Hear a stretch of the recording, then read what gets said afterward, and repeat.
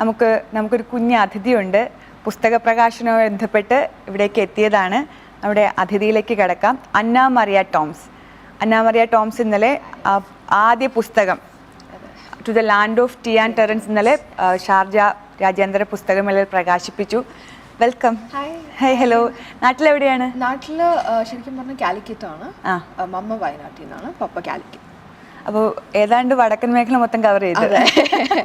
അതെ, കറക്റ്റ്. പക്ഷെ ഞാൻ ജനിച്ചതും വളർന്നതൊക്കെ ബാംഗ്ലൂരാണ്. അപ്പോൾ അവിടെയാണ് ഇപ്പോൾ പഠിക്കുന്നത്.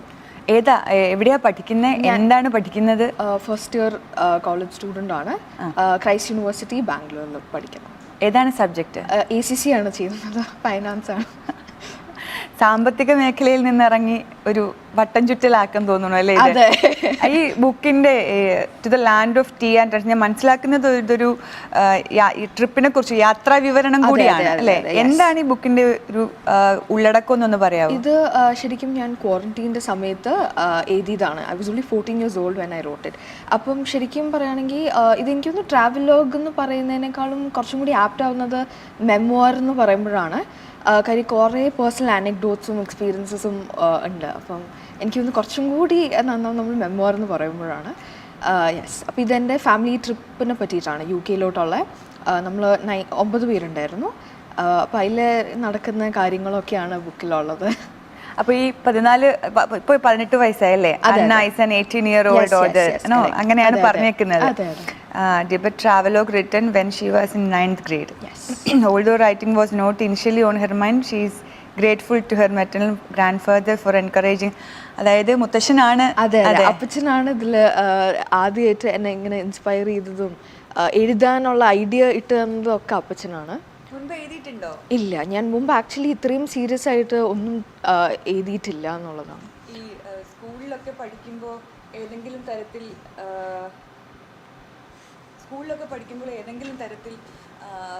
ഈ പറഞ്ഞ പോലെ ക്രിയേറ്റീവ് റൈറ്റിംഗ് അങ്ങനെയുള്ള എന്തെങ്കിലുമൊക്കെ പങ്കെടുത്തിട്ടുണ്ടോ? ഉണ്ട്. ഞാനപ്പം നമുക്കൊരു സ്കൂൾ മാഗസീൻ ഉണ്ടായിരുന്നു. അപ്പം അതിലോട്ട് വേണ്ട കുഞ്ഞു കുഞ്ഞു കാര്യങ്ങളൊക്കെ എഴുതുമായിരുന്നു. അങ്ങനെ അല്ലാതെ ഒന്നുമില്ല. എത്ര നാളായി എഴുത്തിലേക്ക് കടന്നിട്ട്?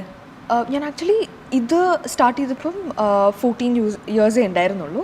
പക്ഷെ അതിൽ കുറച്ചും കൂടി വർക്ക് വേണ്ടിയിരുന്നു. കാര്യം ഞാനത് 9th grade കംപ്ലീറ്റ് ചെയ്തിരുന്നെങ്കിലും അത് കഴിഞ്ഞിട്ട് ഞാൻ പിന്നെ വീണ്ടും അതിലോട്ട് നോക്കുമ്പം എനിക്ക് കുറച്ചും കൂടി ഇമ്പ്രൂവ്മെൻറ്റിൻ്റെ ആവശ്യം തോന്നി.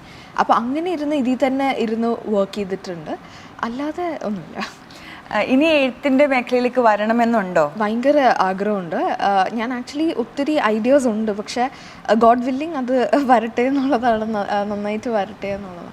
ഈ വീട്ടിലാരെങ്കിലും ഒക്കെ എഴുതുന്ന കൂട്ടത്തിലുള്ളവരാണോ? അതെ, എല്ലാവരും. ആക്ച്വലി എൻ്റെ ബ്രദർ കുറേ എഴുതും. മമ്മ എഴുതുമായിരുന്നു പണ്ട്.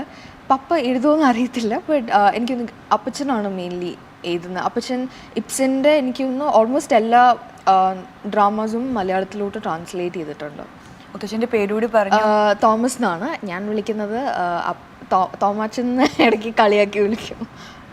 ഈ ഇതിലേക്ക് വരുമ്പോൾ, ഇങ്ങനെ എഴുതുമ്പോൾ ഇതൊരു ബുക്കാക്കണം എന്നും അത് മറ്റുള്ളവർ വായിക്കണം എന്നൊക്കെ ആഗ്രഹം ഉണ്ടായിരുന്നോ?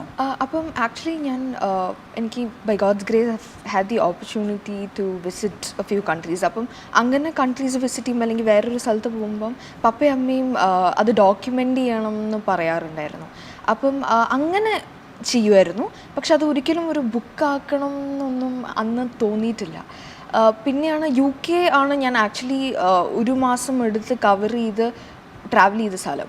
അപ്പം അതുകൊണ്ട് അത് എഴുതാനും അത്ര തന്നെ ഉണ്ടായിരുന്നു. ഒത്തിരി കാര്യങ്ങൾ കണ്ടു, ഒത്തിരി കാര്യങ്ങൾ പഠിച്ചു, ഒത്തിരി ഷെയർ ചെയ്യാനുണ്ടായിരുന്നു. അപ്പം ഞാനത് എനിക്ക് തോന്നുന്നു വെറുതെ ഒരു ബുക്കിൽ എഴുതിയപ്പം എനിക്ക് തോന്നി അതിൽ കൂടുതലും നമുക്ക് എന്തെങ്കിലും ചെയ്യാമെന്ന് വിചാരിച്ചപ്പോഴാണ് ഇങ്ങനൊരു ഐഡിയ വന്നത്. ഈ സാധാരണഗതിയിൽ നമ്മൾ എഴുതുന്നതൊക്കെ ചിലപ്പോൾ കുഞ്ഞുനാളിലെ എഴുത്തൊക്കെ നമ്മൾ സൂക്ഷിച്ചു വയ്ക്കലാണ് പതിവ്. പക്ഷെ ഇത് ബുക്കാക്കാം എന്നുള്ളൊരു ആശയം ആരാണ് തന്നത്? അപ്പച്ചനാണ് ആക്ച്വലി. ഞാൻ ഒരു ട്രാവൽ ജേർണൽ ക്യൂറേറ്റ് ചെയ്തായിരുന്നു. അപ്പോൾ അത് കണ്ടപ്പം അപ്പച്ചൻ പറഞ്ഞു, ഇതെന്തുകൊണ്ട് ഒരു ബുക്കാക്കിക്കൂടാ, ഇതിൽ നന്നായിട്ടാണല്ലോ എഴുതിയിട്ടുള്ളതെന്ന് പറഞ്ഞപ്പോഴാണ് എനിക്ക് ആ ഐഡിയ സ്ട്രൈക്ക് ചെയ്തത് ശരിക്കും. അപ്പോൾ അതിനുശേഷം ഈ notionpress.com അവരാന്ന് തോന്നുന്നു അല്ലേ? അപ്പോൾ അവരെയൊക്കെ സമീപിച്ചത് എങ്ങനെയാണ്? ഈ പുസ്തക രൂപത്തിലേക്കുള്ള ഒരു യാത്ര പറയാമോ? പേപ്പറിൽ എഴുതിയത് പുസ്തകത്തിലേക്കുള്ള യാത്ര ഒന്ന് പറയാം. എനിക്ക് ആക്ച്വലി ആദ്യം ഒരു ഐഡിയ ഉണ്ടായിരുന്നില്ല ഇത് എങ്ങനെ തുടങ്ങണം, എവിടെ നിന്ന് തുടങ്ങണം. It was very overwhelmed.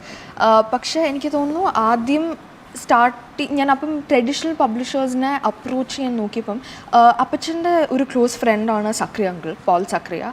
അപ്പം എനിക്ക് അങ്കിളുടെ അടുത്ത് ഒത്തിരി കാര്യങ്ങൾ ചോദിക്കാനും അറിയാനും പറ്റി. അപ്പോൾ അങ്കിൾ ഒരു എസ്റ്റാബ്ലിഷ് റൈറ്റർ ആയതുകൊണ്ട് ഒരു ട്രഡീഷണൽ പബ്ലിഷറിനെ അപ്രോച്ച് ചെയ്യാൻ ഭയങ്കര എളുപ്പമാണ്. പക്ഷെ ഞാനൊരു ബിഗിനർ ആയതുകൊണ്ട് എനിക്ക് അങ്ങനെ ഒരു ഓപ്ഷൻ ഇല്ലായിരുന്നു. അപ്പം അങ്ങനെ ഉള്ളപ്പോഴാണ് നോഷൻ പ്രസ്സിൻ്റെ കാര്യം അറിയുന്നത്. ഒരു സെൽഫ് പബ്ലിഷിംഗ് ഹൗസാണ്. അപ്പോൾ എനിക്ക് അവിടെ പോയപ്പം അവിടെ പോയിട്ടില്ല, എല്ലാം ഓൺലൈനിലാണ് നമ്മൾ കോർഡിനേറ്റ് ചെയ്തതും സംസാരിച്ചതൊക്കെ. അപ്പോൾ അവിടുത്തെ അവിടെ വർക്ക് ചെയ്യുന്ന ആൾക്കാർ പറഞ്ഞു സെൽഫ് പബ്ലിഷിംഗ് ഹൗസ് ആയതുകൊണ്ട് തന്നെ അമച്വേഴ്സിന് അല്ലെങ്കിൽ ബിഗിനേഴ്സിന് ആർക്ക് വേണമെങ്കിലും പബ്ലിഷ് ചെയ്യാൻ പറ്റും എന്ന്. ഓക്കെ, അപ്പോൾ ഈ സ്വാഭാവികമായിട്ടും ആദ്യത്തെ ബുക്ക് പ്രിന്റ് ചെയ്ത് കൈ കിട്ടുമ്പോൾ ഇതിന്റെ കവർ പേജ് ഒക്കെ ആരാ ചെയ്തേക്കുന്നത്? കവർ പേജ് നോഷൻ പ്രസ് തന്നെയാണ് ചെയ്തത്. എല്ലാം അവർ തന്നെയാണ്. ടൈറ്റിലും എനിക്ക് ഇങ്ങനെ കാസിൽ വേണം എന്ന് എന്തെങ്കിലും UK ആയിട്ട്, അതായത് കവർ പേജ് കാണുമ്പോൾ ആൾക്കാർക്ക് സ്ട്രൈക്ക് ചെയ്യണമായിരുന്നു അത് UK ആണ് എന്നുള്ളത്.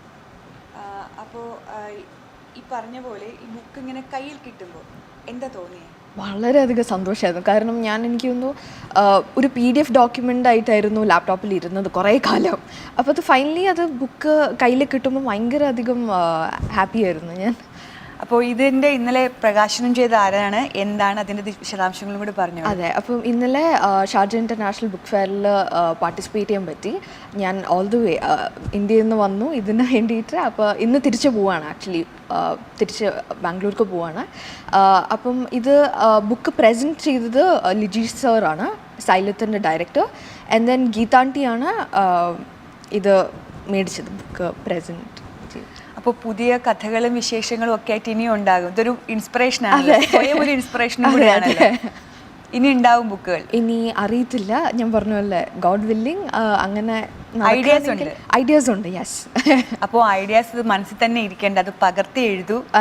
പക്ഷേ ഈ പറയുന്ന അപ്കമിങ് ആയിട്ടുള്ള ന്യൂ കമ്മിങ് ആയിട്ടുള്ള പുതിയ എഴുത്തുകാർക്കൊക്കെ അതൊരു വലിയ ഇൻസ്പിറേഷൻ ആകും. നിങ്ങളെപ്പോലെ ഒരാൾ 14 വയസ്സിൽ എഴുതിയത് 18 വയസ്സിൽ ഇത്രയും വലിയൊരു ഓപ്പർച്യൂണിറ്റി, ഷാർജ ഫെസ്റ്റിവൽ പോലെ ഒരു ബുക്ക് ഫെസ്റ്റിവൽ പോലെ ഒരു ഓപ്പർച്യൂണിറ്റി, ഒരു വലിയ ലോകമാണ് തുറന്നു തന്നത്. അപ്പോൾ ആ ലോകം അടയാതിരിക്കട്ടെ, ആ ലോകം തുറന്നു വയ്ക്കൂ, ആ ലോകത്തേക്ക് ഒരുപാട് യാത്ര ചെയ്യൂ. അപ്പോൾ all the best. Thank you so much. Thank you.